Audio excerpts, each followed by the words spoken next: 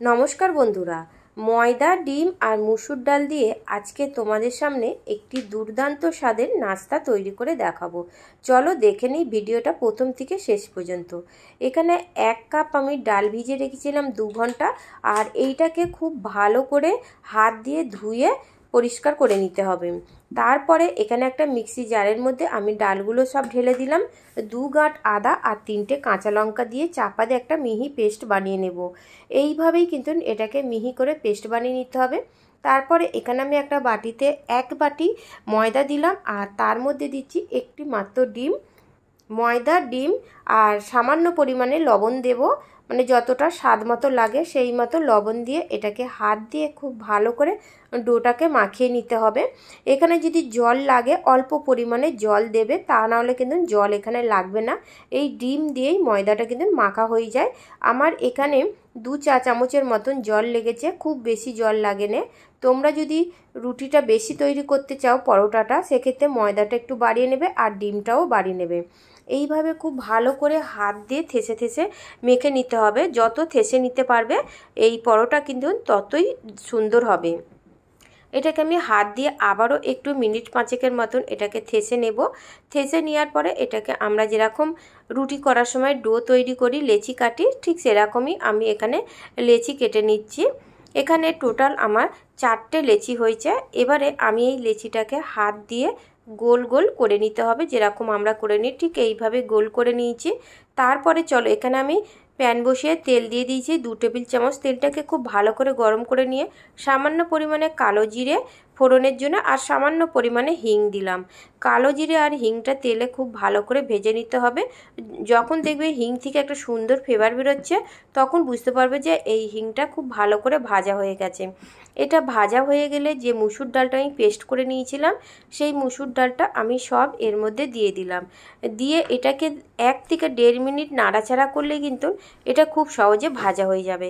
আর এর মধ্যে কিছু উপকরণ দিলাম, স্বাদ মতন লবণ দিলাম আর সামান্য পরিমাণে হলুদ দিয়ে এটাকে আমি তেলের সাথে খুব ভালো করে ভেজে নেব।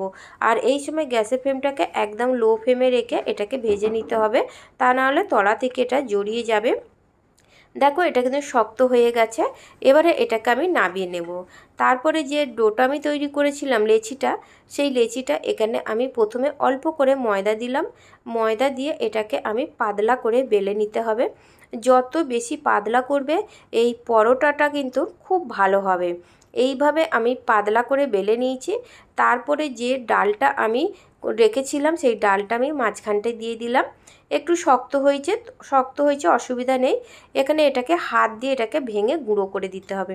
এইভাবে আমি গুঁড়ো করে দিয়ে মাঝখানে সমান করে এটাকে রেখে দিলাম। তারপরে এটাকে আমি কিভাবে উল্টে দেব তোমরা একটু দেখো।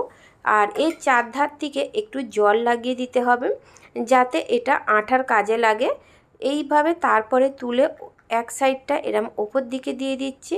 তারপরের সাইডটা দেখো আমি কিভাবে দিচ্ছি, একটু ক্যারা করে এটাকে দিতে হবে। এইভাবে দিয়ে দাও, ঠিক ট্রায়াঙ্গেল শেপের মতন এটাকে তৈরি করতে হবে।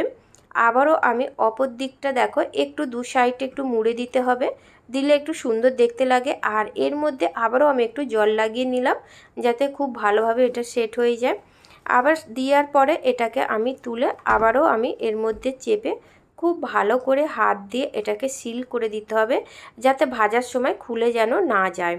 আর দেখো উল্টো দিকটাও দেখো কতটা সুন্দর, পুরো কিন্তু মুসুর ডালে যেটা তৈরি করেছিলাম সেটা পুরোপুরি বোঝা যাচ্ছে।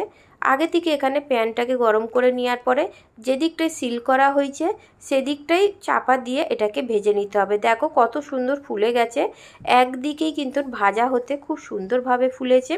এটাকে আমি উল্টে নিচ্ছি, উল্টে পাল্টে আমি আবারও উল্টে নিচ্ছি। এইভাবে 3 থেকে 4 বার উল্টে পাল্টে মিডিয়াম টু লো ফ্লেমে রেখে এটাকে ভেজে নিতে হবে।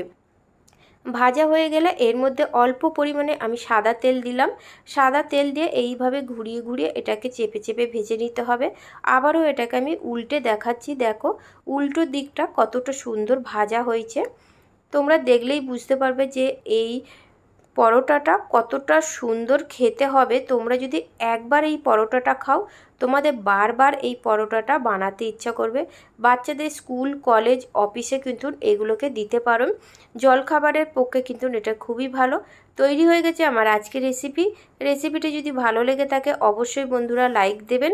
আর রেসিপিটা কেমন হলো আপনারা কিন্তু কমেন্ট করে জানাবেন। আমার চ্যানেলে নতুন বন্ধু হয়ে থাকলে সাবস্ক্রাইব